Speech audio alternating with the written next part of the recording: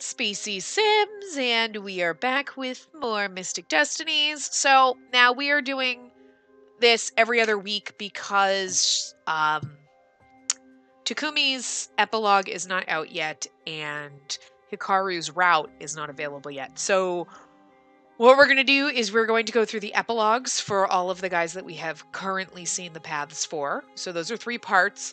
So I'm going to be doing them every other week so that we have 3-part weeks. So like this week it's Tuesday, Thursday, and Saturday.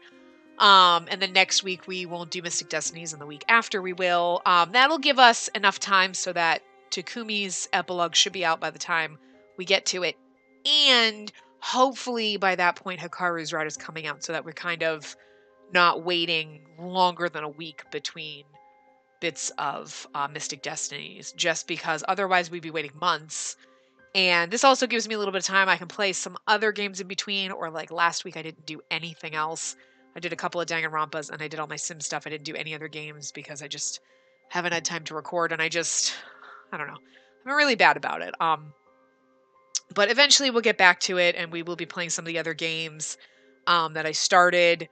It's just I haven't been motivated to do much else aside from Sims lately. But yeah, so we're gonna try to get in here and we'll do the epilogue. So this week we'll be doing show's epilogue because we have 3 parts. So yeah, the emotional drama king. It's been 5 months since the incidents at Caro Mansion. Your relationship with Sho is going well, and you even bring him along to meet your family. But there are still some things you feel Sho is keeping from you about his new life. An incident ends up bringing the 2 of you closer, but it may also serve as a dark omen for the future. So I'm not necessarily sure if there's choices. I don't think it changes whatever happens in the outcome because it's just the epilogue. So, Memories of Love. So this is 5 months after. So if you don't remember what happened in Show's Path, I would recommend going back and watching them, even though they're not labeled. It's obviously the first couple parts of the game. I don't really 100% remember what happened, but whatever, we're going to figure it out. I squint against the setting sun's light screaming in through my windshield. I'm sorry that I can't drive well enough yet. Man, I feel like such a lame boyfriend right now. This isn't the first time Sho has said this, nor will it probably be the last. Sho, it's fine. I don't mind driving. In fact, I enjoy it, and I haven't gotten to do it in a while, so it works out. Sho had explained to me that he never really wanted to learn how to drive, since he thought walking was easier and healthier anyway. I glance over at Sho in the passenger seat, but he still seems to be pouting. I wish my parents would have taught me. He barely speaks above a whisper, but the moment the words are out of his mouth, I understand why he seems so upset. I turn my attention back to the road, but place my hand on top of Sho's and give it a squeeze. In the past few months, Sho has been trying to move on from his problems with his parents. But it's times like this I realize it still really affects him. If it really bothers you so much, maybe I could teach you sometime. Maybe even this weekend, since I'll have the car. Really? Well, maybe it's still uncool to be getting lessons from your girlfriend, but I want to be able to help you out sometimes too, and be the best man for you that I can be. It's really not a big deal, but thanks. Sho says things like this so casually, and I still can't get over how they make me feel when he does. But won't your dad think it's lame? Kaio will definitely tease me. Don't worry about it. Dad would be happy to see you trying to better yourself. He's not going to judge you like that, and Kaio isn't like that either. I give his hand a squeeze. Try to lighten up some. I like it a lot better when you're smiling. Huh? Oh, I see. Sho looks down at his hands before looking out of the window, and I feel a surge of affection for this gentle man. Not long after that, we slowly come to a stop in front of my father's house. Is this really it? Yeah, why? Oh, you were probably expecting something bigger. Well, yeah. Dad isn't really like that. He does have other homes in Japan and around the world, but he doesn't really like big houses where no one ever sees each other. Especially because he's hardly home in the first place. I'm climbing out of the car when the front door swings open. I see someone familiar coming running toward me with open arms. Kaio? Inara! I catch my little sister in a big hug and she squeezes me tight. I look up and see that my father is standing in the doorway smiling. Hi, Dad! I'm glad to see you, Inara. Kaio finally pulls away and looks up at me. I missed you so much. I hear the car door close behind me and Kaio peeks around me. Oh, you brought Sho too. Hi, Sho. Hi, Kaio. Sho looks at my dad and I swear he looks paler. Hello, Mr. Shinomura. It's been a while, Sho. Come in, dinner's almost ready. Kaio asked to cook it herself tonight. I look back at Sho and our eyes meet. There's no need to be nervous, Sho. That's what I try to communicate to him. I can't stop smiling, and finally a smile spreads over his lips. Kaio immediately begins tugging at my arm, though, and I let her lead me into the house. We're all sitting down in the living room, chatting about our daily lives. Kaio rises to go check on dinner. But before she leaves to the kitchen, she bends down and whispers something in my ear. No hanky-panky while you guys are in the house. Don't forget my room is right next door to yours. Kaio! Kaio just smiles at me innocently before continuing into the kitchen. I very pointedly avoid looking at Sho next to me. Inara, why are you all red? No reason! Before my father can ask more, I quickly change the subject. After a nice dinner, we all sit back down and Dad looks at me. I stare back at him, questioning, when he speaks. Inara, would you go and get that photo album from my office? The red one, please. Okay, but you're not going to show pictures of me when I was younger or anything, are you? Of course! I always want to show off my wonderful daughters. With a sigh, I pull myself up from the sofa and walk into my father's office. I go into my father's office and pull out a desk drawer where he keeps his albums. My father is a sentimental man at times, and I know he likes to look at photos of us when work gets stressful. I've even caught him doing it, though I've never let on. When I open the drawer, though, on top of the albums, I find a picture frame I've never seen before. Curious, I take it out and look carefully at it. It's a photo of my stepfather looking very young, maybe in his early 20s. And in the picture with him is Shizuka. I do the math quickly and... What? But they said they'd only met after I was already born. Were they lying to me? Was even Dad lying to me? I hear footsteps then and I look toward the sound to see my father approaching. Did you already forget where I keep the albums, Inara? But when the father sees the expression on my face, his eyes quickly move to what's in my hands. Kaio's head peeks from behind him and I see Sho appear behind her. Sis, what's taking so long? Kaio, I'm sorry to ask this so suddenly, but would you please go to your room? Kaio looks a bit taken aback, but after reading the room, she slowly nods. See you guys later. Once she walks out of the room, Sho looks back at us. Should I be going too? No, it's fine. In fact, maybe you should hear this. Dad gestures for us to sit down on the couch, and we do so. You want to know the true past between your mother and I, is that right? Yes, anything. Everything. I want to know whatever you'll tell me, Dad. It's a long story, so I apologize, but I'll try to explain as best I can. I fell in love with Shizuka a long time ago, when I wasn't much older than you. But she didn't have the time of day for me, and I had to be very persistent with trying to get her attention. I had an overabundance of confidence back then, and so I asked her out easily. But your mother didn't outright say no or yes to me. She later told me that she knew she shouldn't get involved, but there was something about me that made her think twice. I don't know what it was, but I'm grateful for it. Eventually, I was able to convince her to go on a date with me. Father's eyes glaze over a bit, filled with nostalgia. I was so happy about it. I ran down the streets screaming about it. He chuckles. I don't think I could have been more excited. But as luck would have it, during the date we were attacked, and Shizuka was forced to protect us. That's when she finally explained who and what she was to me. But that just made me even more determined to be with her. I realized how lonely she must have been all these years, but Shizuka broke it off with me. She told me that she couldn't die.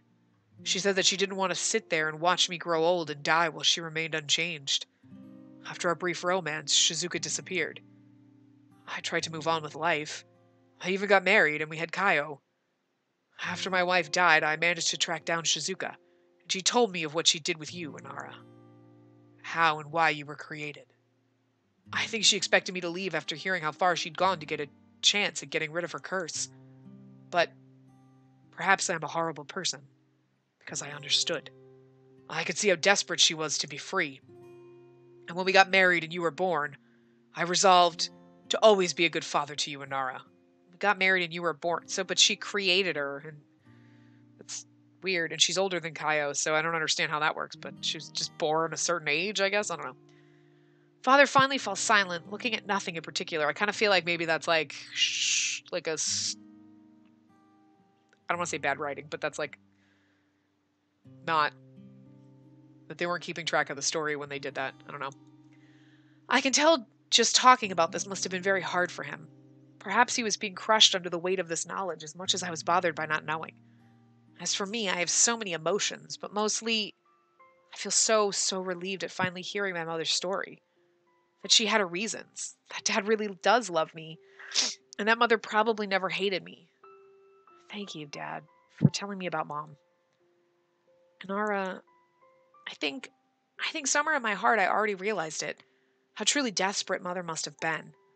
When I think about back to that day in the car, I remember that she wasn't acting normally.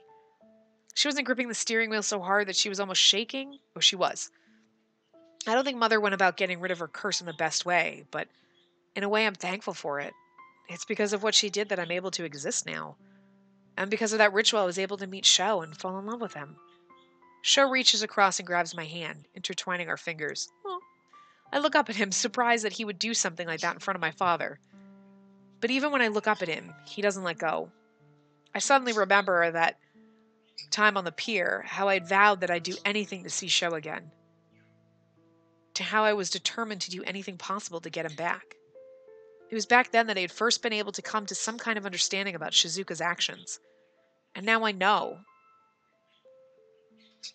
Oh, okay, now I know. Now I truly understand that she never wanted to do this. I feel like Sho's touch and smile gives me strength, and so I find words tumbling out that I never thought I'd say. I think I forgive Shizuka. I feel like I finally understand why she was so distant all those years. And if I could see her now, I think that maybe I'd like to try again. To start a new relationship as mother and daughter. I hope she'd let me anyway. Because there's so much about her that I want to know, and so much she could teach me. I look up and see that my father has tears in his eyes. Inara, I think she would love to hear that.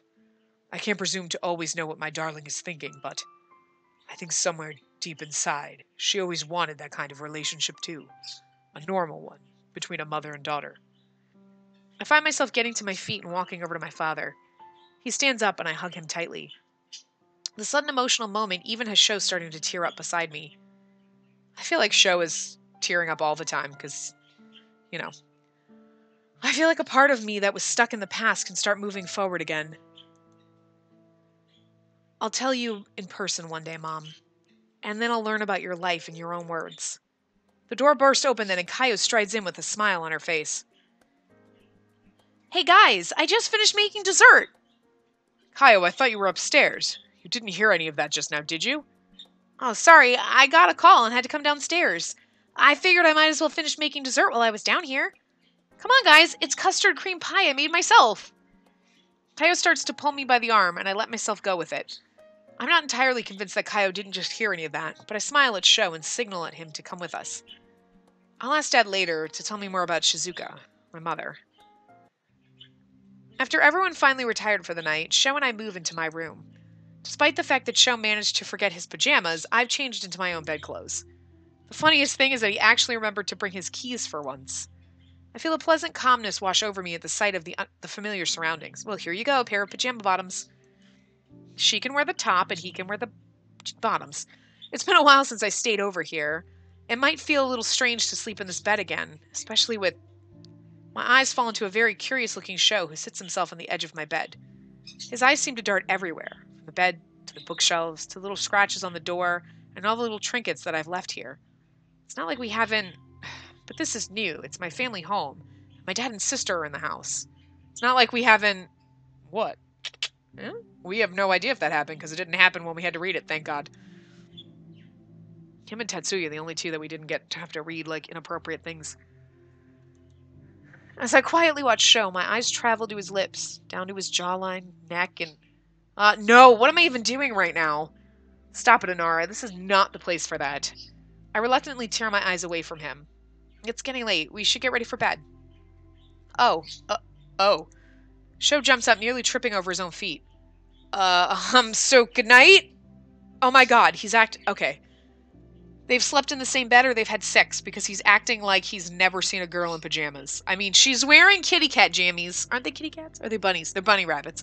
She's wearing fucking bunny pajamas. And he's like, I mean, I guess when you like a girl, it doesn't really matter what the fuck her pajamas look like. But he says this as he gets ready to lie down on the floor. I feel my lips twitch into a smile. Sho, what are you doing? Even though I know, I still ask. Despite being the brilliant actor that he is, Sho can't quite hide his nervousness from me. My dad isn't even that scary, really. He gets back up, awkwardly rubbing the back of his neck. Following my example, Sho crawls into the tiny bed next to me. We whisper our goodnights that are all too loud in the otherwise soundless room. My eyes feel heavy, but I can't seem to fall asleep. I can't tell how much time has passed since we went to bed. I don't even want to check. Sho lies next to me completely still.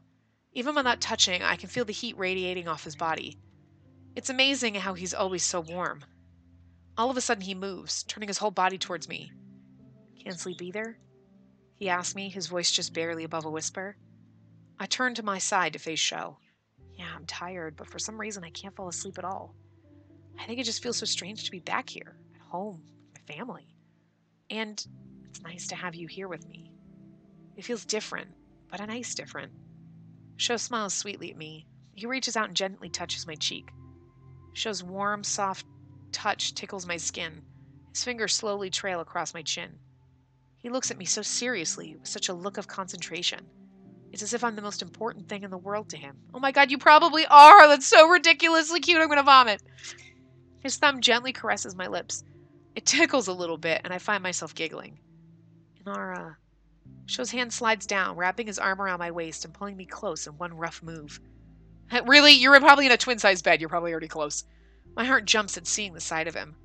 In my head, I know we shouldn't do anything like this. Kaio's room is right next door, but Sho seems to sense my hesitation. His soft whisper has a kind of roughness to it as he speaks. If you're worried about Kaio, don't. I think I heard her say she was sneaking out tonight with some Yuki guy.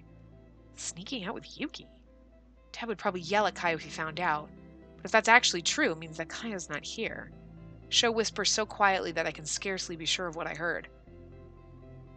Oh, God. Oh, do we have to read this?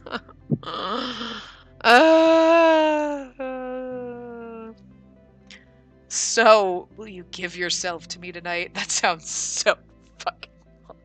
I'm sorry. I think if anyone said that to me, I would just laugh fucking hysterically.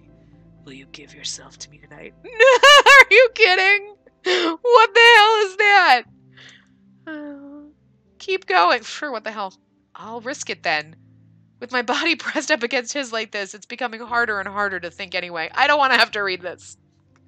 Spacey is not approved, but Spacey feels awkward reading this out loud. I grip at Sho's shirt. He pulls me closer still and turns, pulling me up on top of him.